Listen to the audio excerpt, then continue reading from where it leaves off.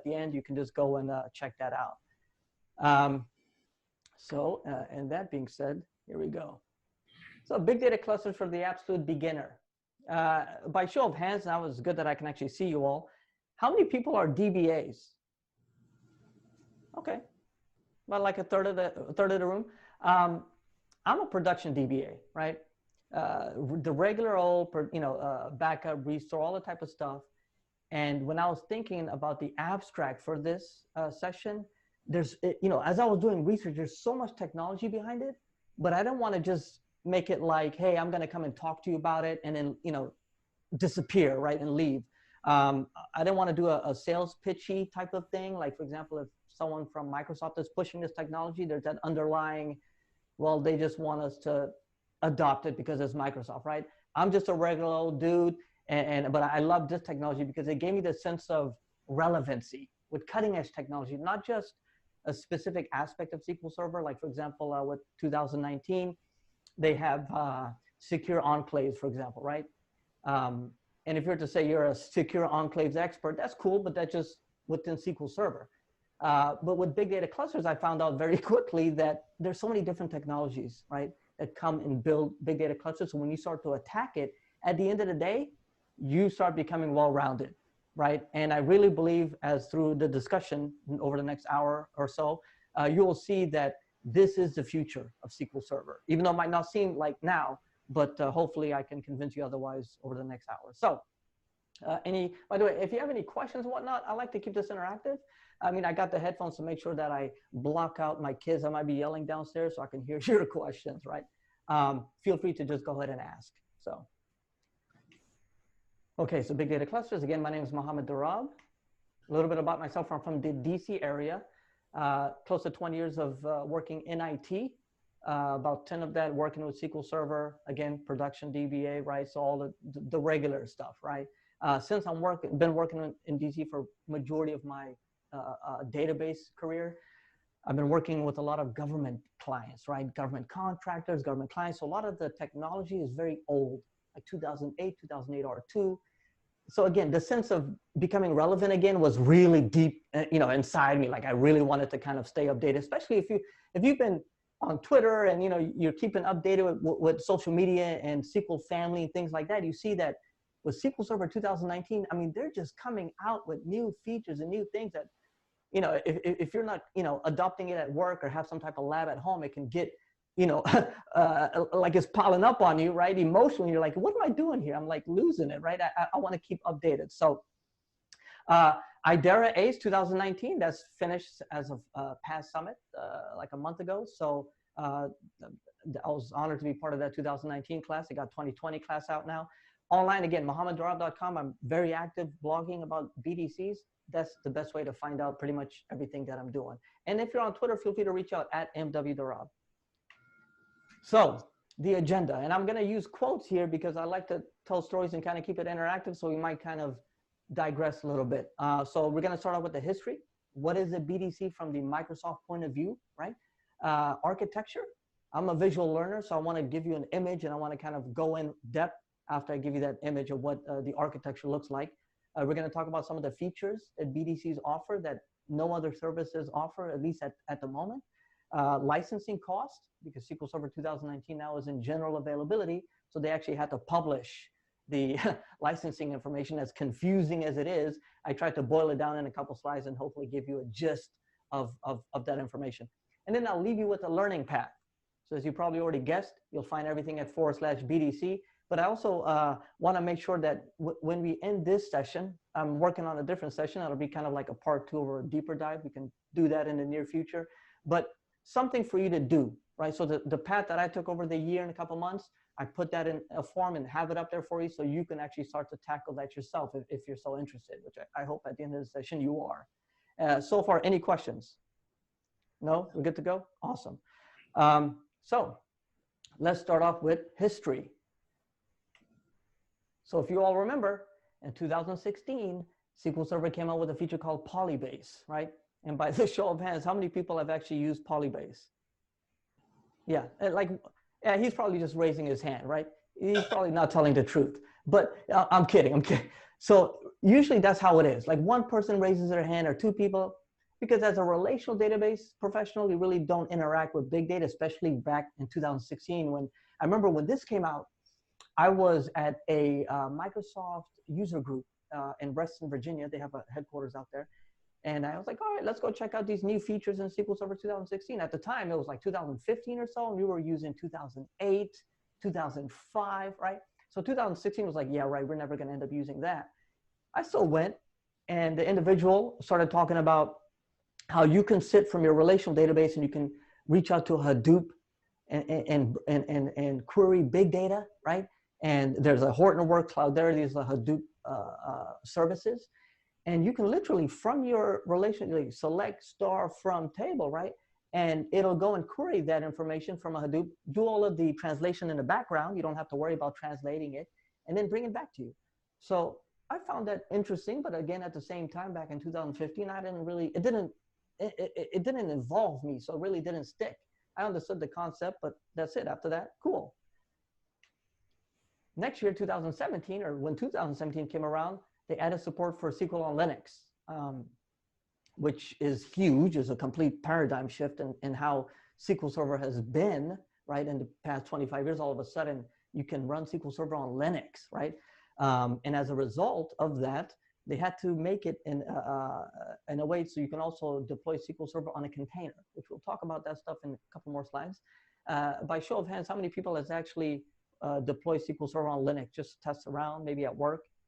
Okay, the individual in the back, 3 people. Okay, cool. It's fairly simple process. Like I have a blog post on it. I just did it for the heck of it. I was like, okay, let me see how it does. I did on CentOS and Ubuntu. It's fairly straightforward, and their documentation it's pretty straightforward. But if you're a Windows background, again, like myself, and probably a lot of you all working with SQL Server, the learning curve can be a little steep, right? Going from GUI and click next, all of a sudden you're in this black window, and you're like, okay, you know, MS-DOS from back in the day, right? You know, one question I had though when they came out, I remember when I first heard that SQL was supported on Linux, the biggest question I had was why, right? Like, why would, you know, what's the point? Why is that? Now, I'm not a Microsoft employee. I don't know anybody that's going to tell me inside secrets. So I just had this why, you know, swirling in my head. I put it to the side. I was like, I doubt anybody's going to adopt this, and moved on. So 2019, they have something called enhanced Polybase, right? Now, this Polybase that was in 2016 allowed you to connect to Hortonworks and Cloudera, these Hadoop services. Now, with this quote-unquote enhanced Polybase, you have more connectors. If you look at the image on the right, you have Cloudera and Hortonworks like initially in 2016, but now they've added the Spark engine, right? Relational databases, moving over to the left, you have Teradata, another instance of SQL Server, and Oracle, which that in itself, just the Oracle piece, was very, it caught my attention. It started to pique my interest. Like, oh, you can actually sit from a SQL Server and do a, you know, select star, get data from an Oracle server, right? And bring that in. That's very, very interesting. And then your NoSQL services and ODBC connections, right? So they expanded the connectors. And the difference between Polybase original and Polybase enhanced is just that they added more connectors. That's it. And just a quick background story about that. The funny thing is, Microsoft forever has been, whenever they wanted a technology, if something they couldn't, you know, do themselves, or there was another company that did it better, they would just go and buy the company, right? There was a stat I remember reading a long time ago where it's like, every year they purchase like tens of, you know, 50 companies or whatever, like you don't even know. They buy them up, they, you know, incorporate their technology in their own software and dole it out, and they're like, oh, wow, you know, Microsoft has new this, new that. So there's a company called Metanautics. I think it was back in 2012 or 14, they had this thing of this enhanced Polybase where they can connect one database system, connect to another, right? And they bought the company, they integrated it, and now they give you enhanced Polybase. So that's just a little quote unquote behind the scenes or whatever. They also introduced having availability groups utilizing Kubernetes. And we'll talk about what Kubernetes is, but to me, it was a little interesting because they're really pushing money into this whole Linux platform, Kubernetes, and all this type of stuff. So we'll talk about that. One question I usually get is, what's the difference between link servers and Polybase, right? So link servers, I personally despise them. I don't really like them because people usually use them for things that they shouldn't be used for, right? For example, like they're only apparently suitable for OLTP queries, returning single or few rows. But I got them running on massive, massive data warehouses, supposedly, transferring a bunch of, hundreds of thousands of rows back and forth. And there's always some connection issue, some error. Never know how to, troubleshoot that other than just, hey, cross your fingers, reboot the server or something is very hard. Polybase, on the other hand, is suitable for analytical queries, right? So you can start to see the Polybase integration with big data clusters, and we're gonna, build that story. But those are the main differences. This you can actually find on the Microsoft documentation site. If you do Polybase versus link server, this is exactly where I got it from. Another big difference is Polybase is database scope, right? You just connect pretty much database to database. Link servers is the entire server, right? So any questions so far? Good to go? Okay, awesome. Yes? Polybase is database scope. If you were to select from a Polybase object, how many parts do you need in your name? Like link server, you need a 4-part name. Interesting. I know that when you create a table, for example, when you do a create external table, which external table, let's say is you're on a SQL server and you're connecting to Oracle server. You have to create the external table, right? And then you're pretty much creating the metadata of that table, like the external, the columns thing. And then you're dumping the data right into it. And from the examples that I've seen, there's no part. For example, with link servers, I know what you're talking about. You have to have the link server name, dot, all the way down to the table name. But I haven't seen it with Polybase. I'll actually follow up with you to give you a more confirmed question. If you don't mind, if there's a question again that something I need to actually do a little bit more research to give you a solid answer, reach out to me, please, so I don't forget. Just on my site or whatever, just shoot me an email and I can get you the answer fairly quickly. Good to go? Awesome. Now I mentioned containers.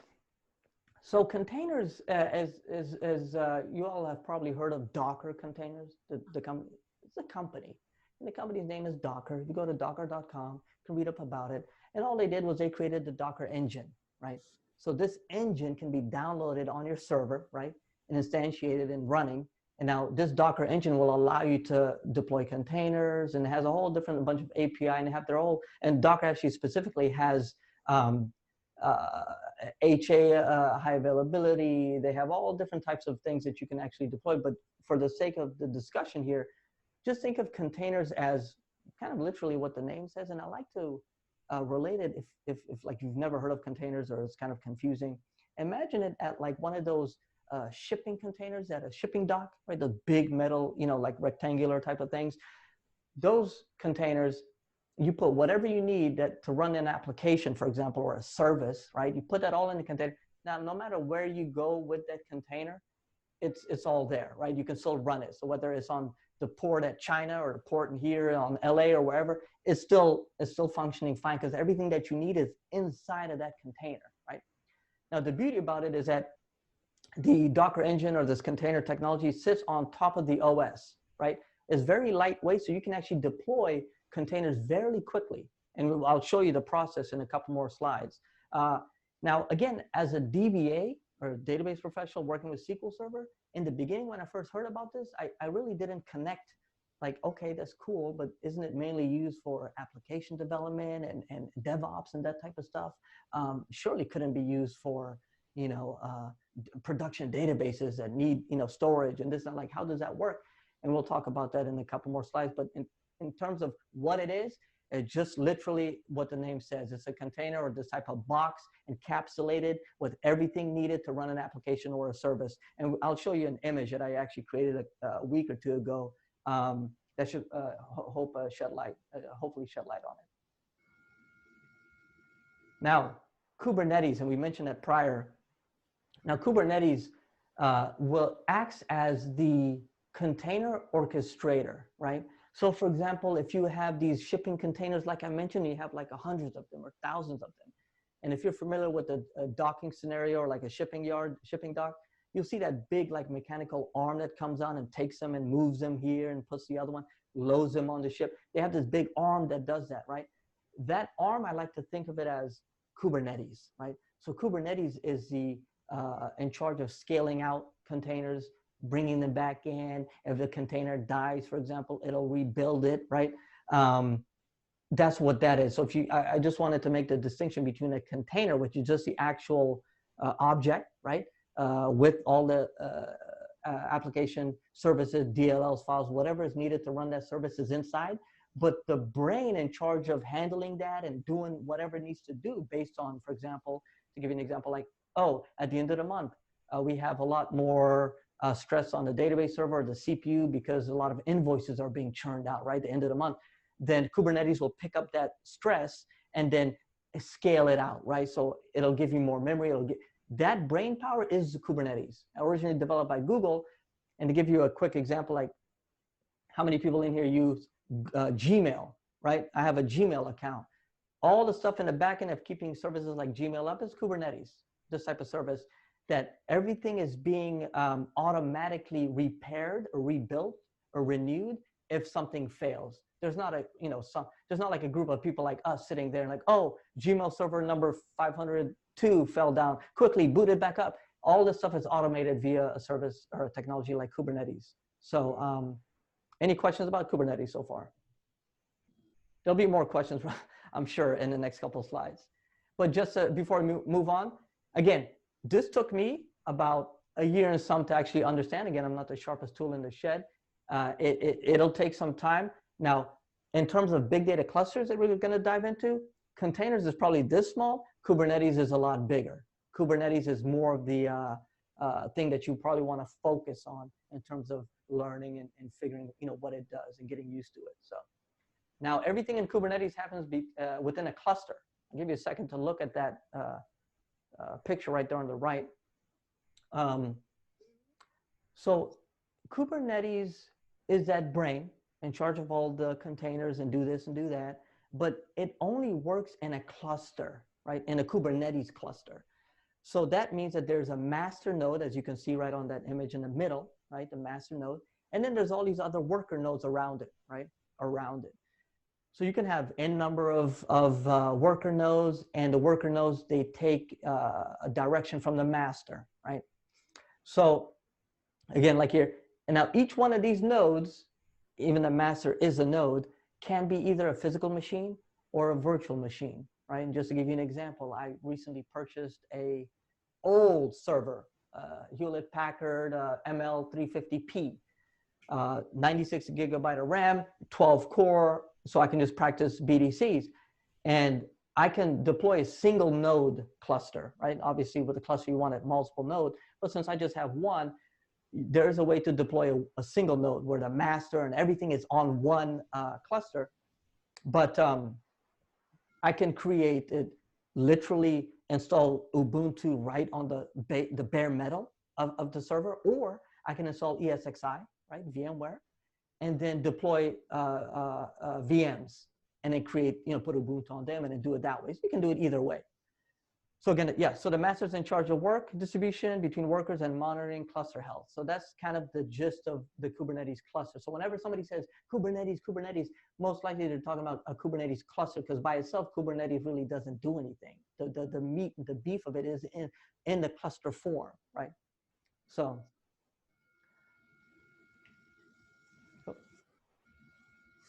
yeah, here we go. So, did I?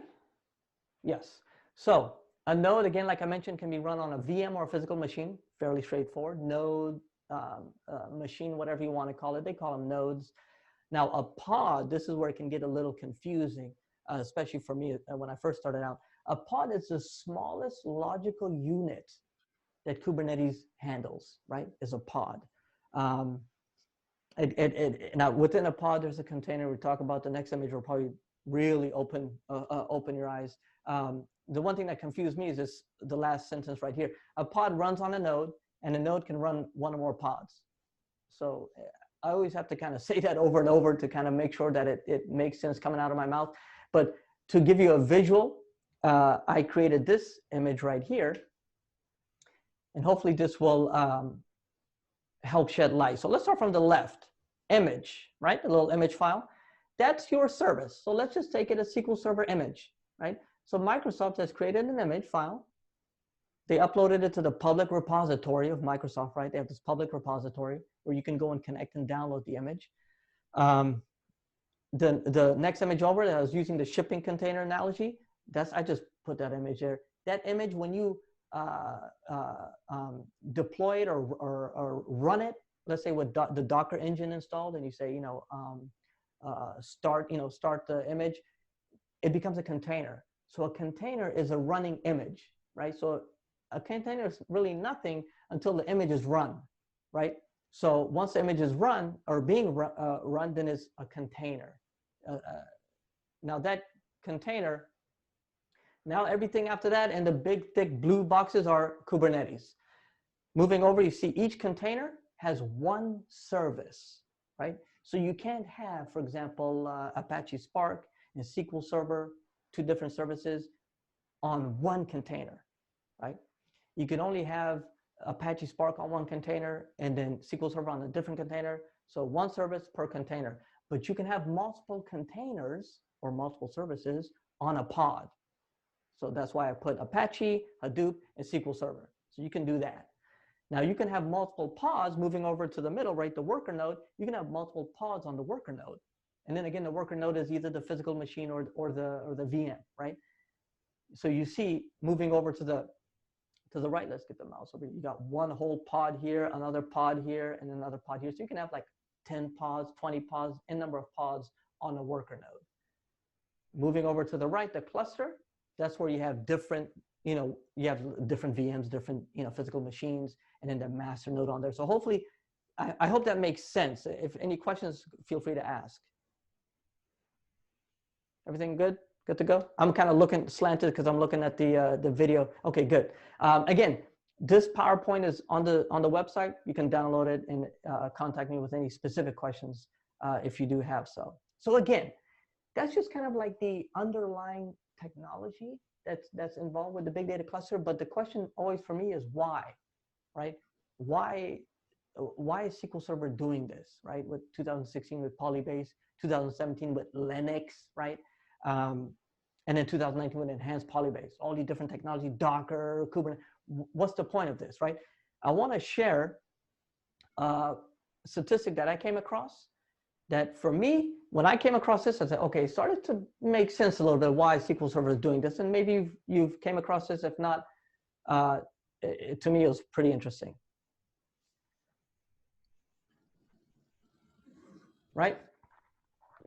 So 90% of data was generated in the last 2 years. And the funny thing is this statistic was a couple years old. So maybe by now it's like 92, 93, 95%. And I usually ask the audience, right? This 90% of data, what do you think is generating all this data? So I guess I'll ask y'all since I can see y'all. What do you think is this 90%? Majority of what? IoT, that's a big one. Any other guesses? Netflix and Facebook and Twitter. There you go, social media, right? I mean, Netflix, if you think about it, right? It's all this social media stuff, right? That's generating so much data, right? Now, I want to share another statistic with you all. And this started to get a little bit going from the, oh, wow, this is amazing, to a little bit eerie. So I want you all to read that right there.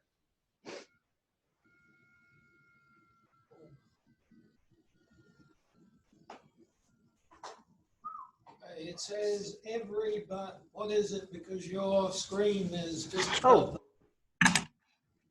We're going to move that thing. Oh, every hour. Oh.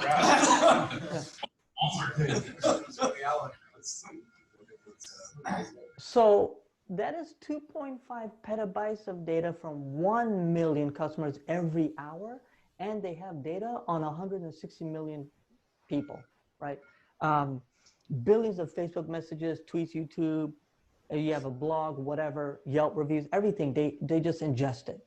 They had a 10-node cluster, Hadoop cluster back in 2012. They bumped that to a 250-node cluster, right? Back in 2012, what do you think it is now, right? That's just Walmart, by the way. This is just a retail market. This is just one company. We all know Amazon and Target and all these other companies, they collect massive amounts of data. This is just Walmart. Now, another piece of eerie type of information, or a quote actually from the Walmart CEO back in 2013. I want to share this with you. Check this out.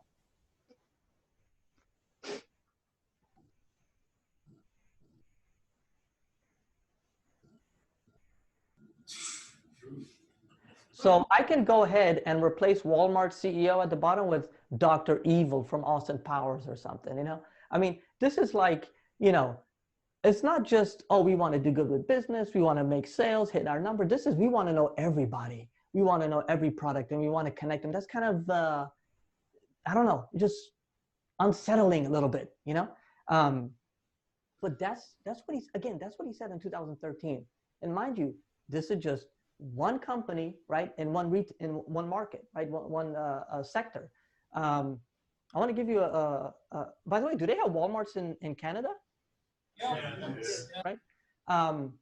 This is what they do. When you walk into a Walmart, you might have your phone, right? It might be Wi-Fi, whatever. You don't disable it, whatever. They monitor you through that. That's one way. If you use your credit card, you purchase something, you know, that's cool. They get you think they just get your credit card information, your address, kind of make sure that you're not like a thief or whatever, right? They actually get your Facebook posts, any type of crawling and things that they can do on you, they do it. And I'll tell you why. Back a couple years ago, they found out, Walmart found out that during a certain time of year in America, excuse me, there was a spike, a 7x spike for sales of Pop-Tarts, strawberry Pop-Tarts, right? And you all know what that is, right? I just want to make sure, right? It's just a snack, right? So they started to wonder, like, what the hell? Like, why does it during this one time, there's like a spike of 7 times Pop-Tarts? So they're starting to do their analysis, and you know, they bring in the big shots, or, you know, data scientists, you know, match this data with that, this and that. They found out that whenever there's a hurricane in Florida, people go buy strawberry Pop-Tarts, right? So what do they do now? They push Pop-Tarts front and center whenever there's a hurricane, right? So this is just one small example that's public, right? But they do this across everything, right?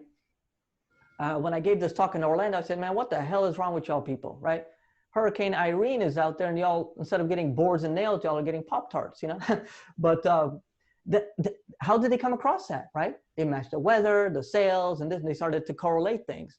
And I'd like to tell people it all comes down to, you know, the ching, right? It comes down to the bucks. Like, how much money can you make?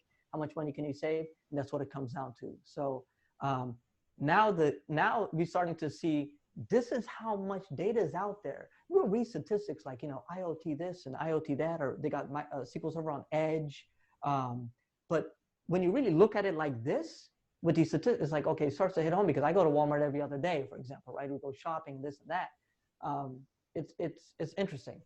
Now, just like all of us are sitting in this room, hopefully that we want to remain relevant, right? 3, 4, 5 years from now, we don't want to be out of a job because we're still stuck with the old technology.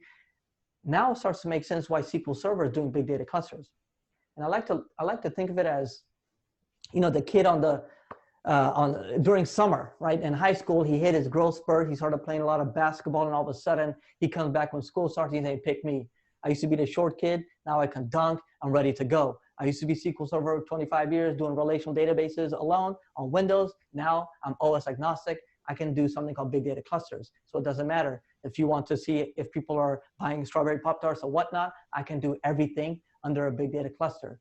Now this is where I go into what is a BDC. And we're going to talk about the definition that you find on Microsoft on what they call a big data cluster. So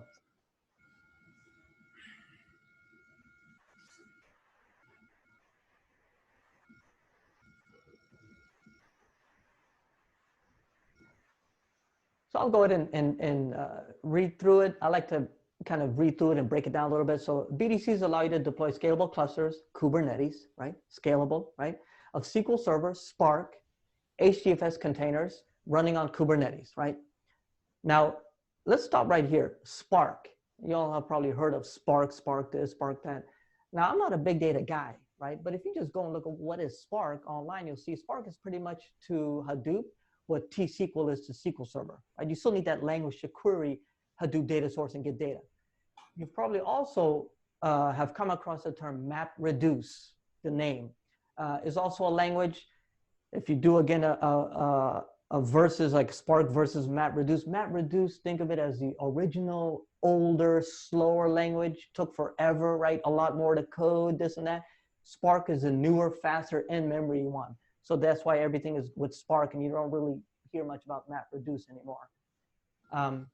Now, these components are running side by side, right? To enable you to read, write, and process big data from T-SQL or Spark. There's that comparison again, right? Allowing you to easily combine and analyze your high-value relational data with a high-volume big data. That's all what a BDC will allow you to do. So let's, in a visual, this is pretty much what it can do, all within the boundary of a big data cluster. Starting from the left, like a couple of you all mentioned the IoT devices, right? Like whether you're on a tractor, you're on a drone, or whatever type of service that you're running, you have IoT, or a truck driver, right? These unstructured data, your applications, log files, all coming in, streamed into your big data cluster, right? And it can be streamed in any which way, right? Where there's Spark streaming, there's Kafka, for example, the messaging service, Kafka. Everything can just be dumped into this big data cluster. Stored in either HDFS, in your Hadoop cluster, or SQL Server data pools, which we'll talk about what a data pool is. And then moving over to the prep and train, this is where the smart people come in, right? The data scientists, the data analysts say, I'm gonna do machine learning and I'm gonna figure out that these people, they like strawberry Pop-Tarts when there's a hurricane outside, right? That's what these people come in and do. And then you have your model and serving. So your Power BI and all these apps, they connect and they can draw out the data. So what you're looking at right there is all within a big data cluster. Now, as a DBA, when I'll start to get into this, I'm not artificial intelligence. I don't know that. I don't know machine learning, right? Even when it comes to IoT devices and you know, unstructured data, big data, that's not me. I'm relational data, right? But it's so intriguing that now all of my sweat equity, right? All the years that I worked with SQL Server and learning the engine or the, you know, HA capabilities and doing this and that, I don't lose that because it's still SQL Server, but now there's more. It's like a bigger world now. And that's what I really am attracted to, the fact that I don't have to start from scratch. I still have sweat equity that I can put into it and continue moving forward. So that's the platform end to end from left to right. That's all the big data cluster right there. That's everything it can do. It's not just a relational database anymore. Now I want to show you an architecture, image-wise, right? So we can actually look at what does a big data cluster look like? So, big data cluster architecture. Now, this was taken straight from the Microsoft website, and if you go look around in documentation, you'll see this. The only thing that I did to it that's different is I bolded the green, the black, and the red. Otherwise, it was all like that same thin black line. I looked at it, I was like, what the hell? It was confusing to me, so I had to kind of bold it out. Everything within the green rectangle is the big data cluster. Everything around it is things trying to get in, data's coming in, or application trying to connect. And at the bottom there, you see all the different nodes in the persistent storage. That's all. We'll talk about Kubernetes storage in a couple more slides, but everything inside, you'll see application pool, data pool, from the left going on to the right, the data pool, compute pool, storage pool. Now, you all are technical, and I just the name in itself is kind of tells you what it is, like the compute pool, right? Or the storage pool. Let's go down into each one of these, and we'll break down a little bit what each one does. We'll start off with the upper left-hand side, the controller, which, by the way, that controller that you look is outside of the green rectangle should actually be inside, right? It was a little confusing. I'm like, why the hell is that outside and it's the inside? So I reached out to the BDC team at Microsoft and like, oh, we just ran out of space. So it was, I was like, all right, cool, whatever. So they're going to come out with a new image, but that's part of the BDC. So let's start off with the controller. So the controller hosts the core logic, right? So when you actually deploy a big data cluster, the first thing that the script does is it creates a controller, or I like to think of it as like the brain, and then the brain makes everything else, right? And that's what this controller is in charge of cluster lifecycle, bootstrap, delete, manages a master SQL Server instance. We'll talk about that. The compute data storage pools, we'll talk about that, and also cluster security. So the controller is very, very important. If the controller does not get properly deployed, you start again. Nothing is going to happen if this doesn't get deployed correctly. Master. And so now let's talk about the master instance. Now, we have this big data cluster, and you have all these different ways to connect to it, right? You have IoT, all these other. Now, from a DBA point of view, or let's say maybe a developer comes to you and says, I need connection to the big data cluster. I want to test this or test that or whatever. You give them the master instance endpoint. So an IP address with a port, they connect just like they regularly connect to SSMS or Azure Data Studio. That's how they connect. So what Microsoft has done, which is pretty cool, is they've tried to abstract a lot of the nuts and bolts of it, right? So you just, from a DBA, all I see is I'm logging into a ADS or SSMS. It kind of looks like a regular SQL Server instance I'm logging into, but in the background there's a lot of stuff happening. So they're very good job doing that, because otherwise, keeping this and that and all these different pools, it can get a little bit cumbersome. The scale out query management is part of the master instance. That just means that there's a query you're joined to something you're doing and it involves, it hits a certain type of algorithm, it'll push that to the compute pool, which, as the name says, it just does a lot of computation. But we'll get to that. The the machine learning services is also on the master instance add-on feature. Again, this is where I like to call the smart people come in and they need these services. They connect to the master instance and they do all their machine learning. Now the compute pool, very straightforward. It provides that computational resource. Now each one of those red, they're pods, right, are a SQL Server instance, right? They're all, so that's 3 instances right there, right? So it's there for just computation. Mainly for compute pool is to perform intermediate joins and aggregations of multiple external tables. So if you have all these bunch of like Oracle tables, Teradata, MongoDB, all these external tables, and then you have to join them and this and that, a lot of that can be pushed to the compute pool instances. They do all of the work, and then the master instance is still there to do other stuff. So they're kind of spreading out the computation. Now the data pool is interesting. The data pool is used for persistence and caching. So when you create a table, an external table where you go ahead and let's say select star from an Oracle server, that information is persisted on the data pool, right? And if there's anything else that you're doing to kind of bringing data in and out and testing and this and that, is all cached. So it's kind of used for both caching and also persistence. So if there's a project or something you're working on, there's so many different people coming, they have the different silos, whether it's cache or persisted, people can just connect to the master instance, but everything is in the data pool, right? Persisted if you ask it to be persistent, otherwise it's just cached. So next time you go to do any type of queries or whatever, it's already there. It doesn't need to keep going back. The storage pool. Now this is primarily for Hadoop, HDFS, or the Hadoop Distributed File System. So you have Spark, SQL Server, and Hadoop. And if you go back to that image I had with the containers and I had those 3 services, this is pretty much a storage pool, right? So anything Hadoop related is done here, processed here, stored here. And these 3 services, SQL Server, Spark, and Hadoop, are kind of symbiotically working together, right? Which it's mind-blowing when you think the amount of work that they put in to make this work. These 3 different services, at least with SQL Server on Linux and then all the different services to work together. So you don't have to really kind of go out to another Hadoop cluster. Everything is within the big data cluster. It's happening in the storage pool. So whenever you ingest data through Spark, again, the Spark language, it is stored in the storage pool because it's Hadoop, right? And it's stored in Parquet format. When I was first doing research for this, I was like, okay, Parquet format, what is that? It's just a different, instead of CSV, for example, or comma delimited, if you just look up, CSV versus Parquet format, you'll see Parquet format for like reading unstructured data is a lot faster, and that's why Hadoop uses that format. Again, they're spread across the storage pool nodes because those nodes are in a Hadoop cluster, so it's kind of like sharded out data across all the instances in the storage pool.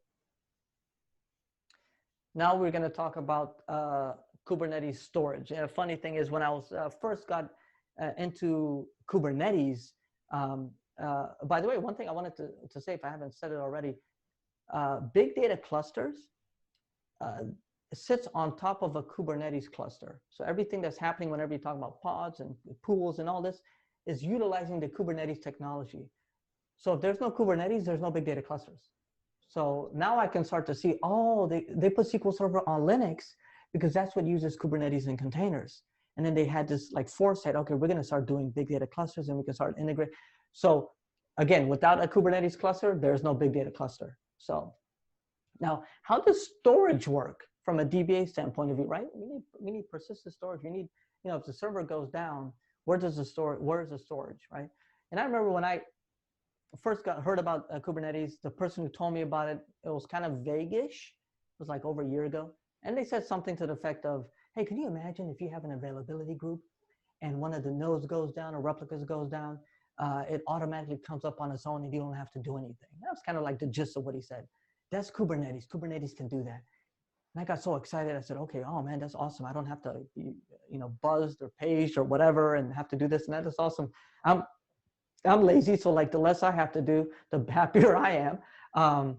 I go and call my mentor from 15 years ago, got me into SQL Server and got me excited. And I said, hey, have you heard of Kubernetes? He's like, no. I was like, okay, well, it does this. And I tell him the whole thing. Imagine a replica, blah, blah, blah. And at the end of my excitement, he let me calm down a little bit and he said, so what happens with the storage, right? And I said, damn, I don't know. I'll call you back, right? So I had to go back and do research on what the hell, how does Kubernetes deal with storage? So this is how it is. If we look at the bottom, right, and we'll just stick with Azure, right? Microsoft, Azure Kubernetes Service, that's just Azure's version of it, right? So at the bottom you see, let me get the mouse here. You'll see Azure Managed Disks and Azure Files, right? Your standard storage and then your premium storage. So this is presented, right? This storage, they have plugins, right? And these plugins present the storage as persistent volumes to the Kubernetes cluster, right? So now you have this red, and by the way, I had to bold this red to make sure that these are the two things we're going to be focusing on. Now this is the persistent volume. Now this is a cluster master, right? In charge of the worker nodes, and on the right is the worker node. What happens is this storage is presented to this master as a persistent volume. So Kubernetes master says, oh, okay, now this is persistent. Okay, cool. So if I reboot or if I turn off or shut off, this storage is going to stay alive. It's not going to disappear. Okay, cool. Now, how does the node know about it? The node has something called a persistent volume claim, right? Which is pretty self-explanatory. It puts a claim on the persistent volume and it says, I need, for example, X gigabytes or terabytes of data. Now that claim request goes to the API server on the master and says, hey, I got a claim, I got a ticket, right? I need my 10 gigs, for example. And then they say, okay, let me see, you got, okay, good. And it gives it to them. It allows it to happen. If the pod does not have PVC or a persistent volume claim, you can't get storage. So that's how that works with Kubernetes. So Kubernetes more doesn't actually, it handles the managing, right? It manages the storage. It doesn't really have storage per se. Again, it's like that management type of thing with the storage. So I hope that does make sense. Any questions about that? Yes, sir. How does this look on premises? Can someone repeat something? How does it look on premise? On premise, so that's an awesome question. So let's say on premise you have your server rack, you have a little server room, whatever, and you have your storage. Your storage is a NetApp, Pure Storage, whatever you have. They all have their plugins for Kubernetes, funny enough. I forgot what NetApp's name, they have a specific name for that, where it comes prepared. So if you have that Kubernetes cluster, you're gonna have to, configure that in the file, right? When you're deploying your Kubernetes cluster, saying, okay, this is gonna be the storage, right? And then this is the name of it, and then it'll find it and connect and then divvy it up. So it works just the same as on-prem or on AKS or AWS or wherever. They have that plugin. Each vendor does have their own plugin. Pure Storage, NetApp, EMC, they all have it. Thank you. No problem. We have some storage that's really, really fast that we want to use for some stuff. And we have some storage that's pretty fast that we want to use for other stuff. How do is it possible for us to set it up so that certain nodes or certain things would have access to the fast disk and certain things would have access to the really, really fast disk? Absolutely, absolutely. Like for example, on the left you see premium storage, right? Or their SSDs or whatever it is, and on the right is just your standard storage. Now let's just say you do have SSDs or whatever the fastest storage technology is out there. You specify that in your configurations, right? So you can say, okay, for example, this pod will have this. This pod is running SQL Server, needs to be the fastest storage. You can absolutely define that. Absolutely. Very good question. Very good question. Any other questions? No? Okay. And this is pretty much what I just said. I just put the verbiage up here in case if y'all download the slide, you'll have it. The next one we're going to talk about is BDC endpoints, right? So if you look at this big curved, rectangle right here, big data clusters, right? You only have 5 endpoints. So 5 ways to get into the big data cluster, that's it. The orange one towards the right, that's your regular SQL Server instance, right? Your master instance, Azure Data Studio, ODBC, SSMS. By the way, anybody has used Azure Data Studio? Played with it? Okay, very few. I mean, they actually just released a new update today, I believe, the 19th, yeah, they update. But for someone who has a background of SSMS like myself, I remember when I first installed ADS, because everybody was talking about it, I was like, okay, let me just install and see how it looks. I installed it, I opened it up, it came up, and I uninstalled it, right? Because it just, I was like, okay, what am I gonna do with this? Like nothing in here, right? But as I started to get with big data clusters, like, oh, okay, now I see some differences. For example, if you wanted to look through the HDFS file folder structure, right? You wanted to see some files or whatever you've uploaded to the HDFS folder, that you can only do via ADS, Azure Data Studio. You can't do that in SSMS. So like if you wanted a visual, I feel like Azure Data Studio is the way to go for big data clusters if you wanted to kind of start working with it and stuff like that. But on the left-hand side, you see Azure AZ Data CLI, command line tool. That's one of the command line tools that you have to install when you create your base machine, like your monitoring server. And it's just command line. You run a bunch of commands to kind of see the cluster health and this and that, deploy the big data cluster, all that type of stuff. Your gateway, your management proxies. One thing is when you deploy a big data cluster, at the end of your deployment, they give you a list, prints out a list of IPs, right? And endpoints, port numbers. You click on the link, it'll bring up a browser and you can actually look at your gateway, your management proxy, your Kubernetes, all these different things that you can bookmark and also start to logs, metrics, stuff like that is very, very neat. And I don't know if I mentioned this, but there's a bunch, if you go again to the /BDC, which I'll show at the end, I have videos on how to do that. I've deployed them and all that type of stuff. So all that stuff is there for you to actually visually see it before you even dive in. So those are the endpoints. And this is just a verbiage for that. I had the image. I actually didn't have the image in the beginning. I was like, I don't want to keep boring you with all this. Let's see the image and I'll talk over it. So if you wanted to look through that, go ahead and read that. Now features, this is where it gets interesting. I remember when I first got into it, data virtualization was huge for me. It actually got me off of the couch, right, so to speak, and say, okay, now I'm going to actually invest my time and learn this thing because of this thing right here, data virtualization. And you've probably heard a couple of people are talking about data virtualization with Polybase, right? That's what that is. This enhanced Polybase has allowed this data virtualization, which Microsoft calls it, which is pretty much like getting data from all these different sources and virtualizing it for you in this, a big data cluster or your SQL Server instance running Polybase. And that's what they call your data hub or, data virtualization. And I remember I reached out to a friend of mine who worked at Microsoft, no longer works there. And I said, so, what makes big data clusters unique, right? From, for example, data lakes and all these other things. And he said, have you heard of data virtualization? And I was like, not really. So I had to read the white paper and I was like, oh, okay, I'm starting to understand this. And not really other services allow the end-to-end, right? So that you can have your big data cluster, but also you can actually virtualize your other instances, right? Other relational databases, everything, you can have it all within this.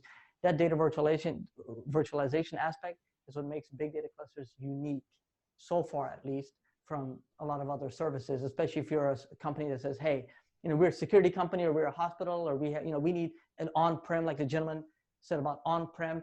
We need to have this, we can't have anything in the cloud, right? Big data clusters is just, one of the best options, right? Especially if you have machine learning and AI and stuff like that.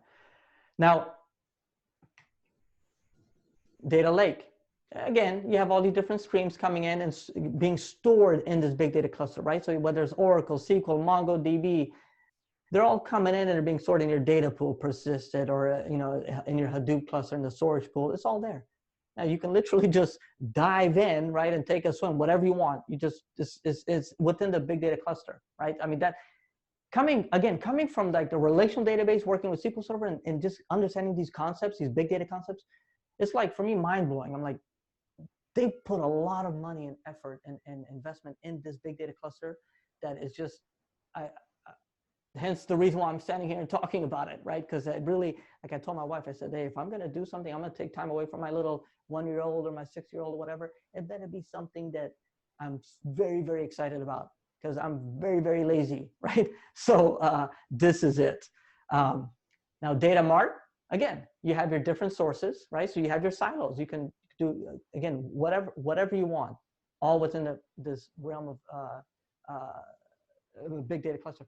Another thing I wanted to say was, for example, data virtualization, or at least from the Microsoft point of view, the marketing and this and that, they're pushing this whole notion that you can literally start to push away your SSIS packages, right? If you're dealing with like combining a lot of data from different data sources, Oracle or whatever, you really don't need that if all you have to do is select star from the Oracle server, right? And have that data in your SQL server. You can start to kind of phase out these ETL processes by just having, this big data cluster, or Polybase specifically, right? So that's another interesting aspect.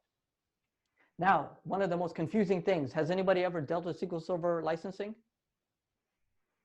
This guy in the back, he has to be my best friend. He has questions for everything. So licensing is like the most confusing thing, and it all depends on the company. They have different deals, this and that. But this I got from the documentation, the licensing documentation. So it's pretty much just like plain vanilla, right? There's no specific company deals or whatever with this. So straight off the bat, your master instance, right? That master server that you log into, that everybody connects to, must have core licenses. Whether standard or enterprise, you must have core licenses, right? And there's your 2-core pack, enterprise or standard. And you must have software assurance or subscription, right? Now, one of the benefits to software assurance, honestly, I can't even believe I'm talking about licensing. For me, it's so confusing. Is that it provides customers a limited big data node, or BDN core. All that means is that, actually, I'll hold off and I'll show you an image. I'll tell you exactly what that means. But that is at $400 a year, the BDN core. And I'll tell you what a BDN core is. So this image was taken straight from the website, the Microsoft documentation. If you're talking about enterprise licensing for a big data cluster, the master instance, which, let me bring the mouse in here. Right, here's 4 cores, right? You got your 4 cores. So you get 8 times that 4, right? Or 8 times whatever core is in your master instance as entitlement as part of having software assurance. So you have your 4 cores, your master instance, and you have your 8 times entitlement. So 8, 4, 32. So they give you 32 cores, right? You can use them. Now imagine this being like data pool, compute pool, storage pool, whatever other, they call those the big data node cores, or for the non-master instance cores. And then the rest you just have to purchase a 16. And that 16 is, that $400 per 2-pack, right? That's that per year. So that is enterprise, this is standard. Now the same number is only 1 time, not 8. 1. So that's the difference between standard licensing and enterprise, is your 8 times entitlement or 1 time of the master instance cores. I hope that was wasn't so confusing. People still awake. That should be good. But that's the main difference. Now, if you're trying to switch over to Azure, it's called license mobility. All you do is you pretty much lift and shift whatever you have as enterprise or standard, and you just apply that to your Azure. They try to make it as easy as possible going on to Azure. I wonder why, right? Any questions? Okay, awesome. Now let's see. Do we have? Okay, 9:01, or at least at my time. So let's wrap it up. I wanted to stress that the learning curve is steep. At least for me, it was, because I was a Windows guy and I got to learn Linux, containers, Kubernetes, big data clusters, big data, Hadoop, all this other stuff. I want to leave you with a learning path. And the learning path, or my call to action for you, is head on over to that website that you probably already took down. You'll find this session as a PDF. You'll find all my blog posts about big data clusters. And I've actually started doing videos too. So you'll see my YouTube videos on there as well. And a checklist. So it's an Excel, download it, do whatever you want with it. But all on the checklist, you'll find Pluralsight courses, books, free sources to learn containers, Linux, Kubernetes that I used on that checklist. And you can literally just click it and it'll strike through. I use it to kind of keep track. And I'm still using it. I'm still learning Linux. I'm still kind of diving in. But I have that up there in case it should probably help you out to kind of be a little bit formalized when you're going down your learning path. But that's pretty much it. Feel free to reach out. I do appreciate your time. Again, this is my very first time presenting to the wonderful people of Canada, So I really appreciate your time again on blog and on Twitter. Any questions? We can talk about them. Thanks, Mohammed, for being thank you. able to Yes. do Thank you. this. Thank you. Watch the Christmas